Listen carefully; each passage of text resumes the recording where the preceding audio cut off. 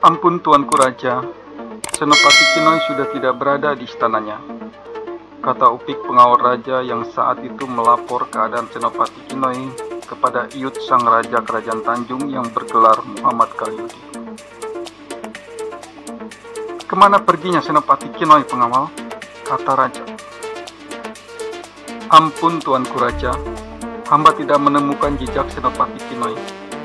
Kata pelayan di istananya, Senopati Kinoi pergi berkuda ke hutan beringin di sebelah timur Tuanku, kata pengawalnya itu. Kamu segera cari Senopati Kinoi sampai dapat. Ada urusan penting yang harus Senopati kerjakan, kata sang raja, sembari memutar-mutar batu akik Jamrud Khatulistiwa sebesar telur burung puyuh dicarinya. Baik Tuanku Raja, kata pengawalnya itu sambil berjalan mundur. Sementara itu di sebelah kiri dan kanan raja nampak para dayang-dayang, Uah dan Khairul Umatin sedang mengibas kipas yang terbuat dari bulu merang. Senopati Ipul, saya perintahkan kamu untuk pergi ke desa Sembuluh. Temui Mbah Arif Pocang, tanyakan batu akik bacan saya, sudah jadi atau belum, kata raja. Siap Tuanku Raja, besok pagi-pagi hamba akan berangkat ke desa itu, sahut senopati yang terkenal di dunia persilatan dengan nama Saifullah. Dan kamu antarkan batu akik Jamrud Khatulistiwa ini, serahkan ke Mbah Arif Pocang untuk dibuatkan miontin untuk permaisuri saya, kata raja itu lagi. Baik Tuanku, sahut senopati sembari menerima batu akik Jamrud Khatulistiwa itu dari tangan raja. Sementara itu di sebelah timur kerajaan Tanjung, nampak Senopati Kinoi memacu kudanya menuju hutan beringin. Hutan tempat senopati itu mendapatkan kesaktiannya dari seorang peri cantik yang bernama Novi.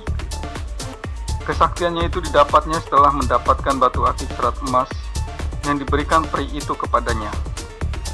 Senopati itu langsung menuju tempat yang membuatnya sakti itu.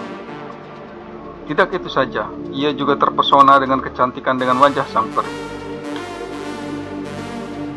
Pik, kamu di sini saja ya, jangan kemana-mana, kata senopati itu pada kuda putihnya yang ia beri nama Fiction. Ia pun berlalu meninggalkan kuda kesayangannya itu dan berjalan menelusuri hutan beringin.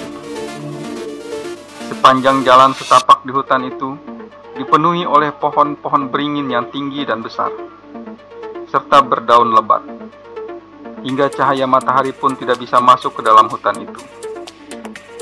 Semakin masuk ke dalam hutan, hawa terasa dingin dan lembab. Sesekali terdengar suara-suara yang tidak jelas, seperti burung hantu, namun berubah menjadi suara burung walet. Senopati Kinoi sudah terbiasa dengan suasana seperti itu. Dia tidak takut dengan senjata yang terselip di pinggangnya. Perlahan-lahan ia memejamkan matanya. Dari mulut senopati itu keluar mantra-mantra dan sesekali memanggil nama Cinderella.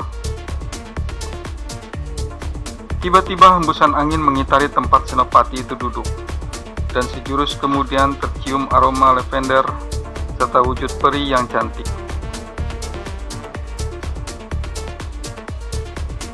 Peri itu muncul setelah cahaya yang menyilaukannya sirna. Ada apakah gerangan senopati memanggil saya? Kata sang peri. Saya memanggil kamu karena ada sesuatu yang penting, jawab senopati. Saya ingin mendapatkan kesaktian lagi peri, kesaktian tanpa tanding, sambungnya. Saya tidak bisa memberikan kesaktian lagi senopati.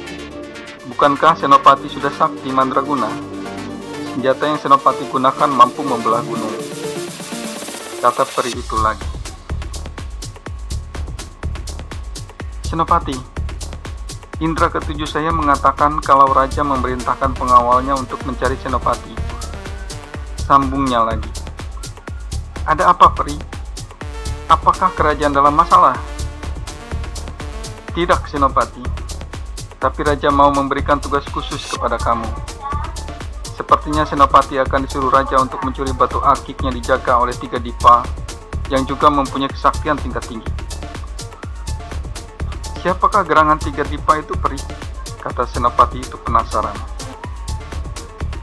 Peri itu kemudian menceritakan siapa sebenarnya 3 dipa. Di suatu tempat di penjagaan selatan kerajaan Tanjung, ada sebuah hutan pohon pinus berwarna biru.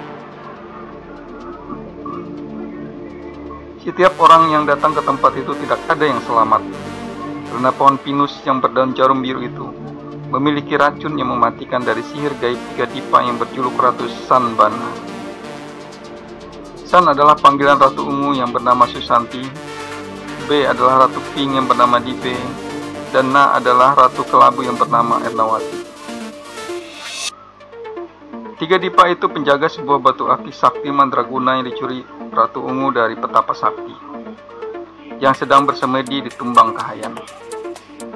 Konon batu akik yang biasa disebut kecubung air itu adalah benda pusaka dari dewa yang diberikannya kepada petapa sakti itu. Namun batu itu berhasil dicuri oleh Ratu Ungu saat petapa sakti itu sedang buang air besar. Dan menurut berita burung, petapa sakti itu marah dan melampiaskan kemarahannya pada sebuah gunung dan menghancurkannya. Sampai sekarang petapa sakti itu melalang buana hanya untuk menemukan kembali batu akik kecubung air pemberian dewa itu.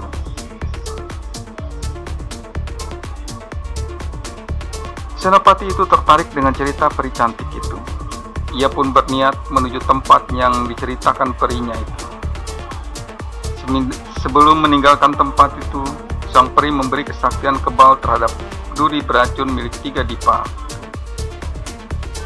Namun akibatnya Senopati Kinoi harus rela berganti warna tubuh menjadi kehitam-hitaman. Ia bisa mengembalikan warna tubuh Senopati itu apabila misinya berhasil. Senopati itu pun menerima risiko dari pemberian kesaktian kebal itu. Sang peri kemudian merapalkan mantra, dan dari tatapan matanya yang bening keluar sinar jingga dan langsung menyelimuti tubuh Senopati itu. Sesaat kemudian, tubuh Senopati itu berubah menjadi hitam.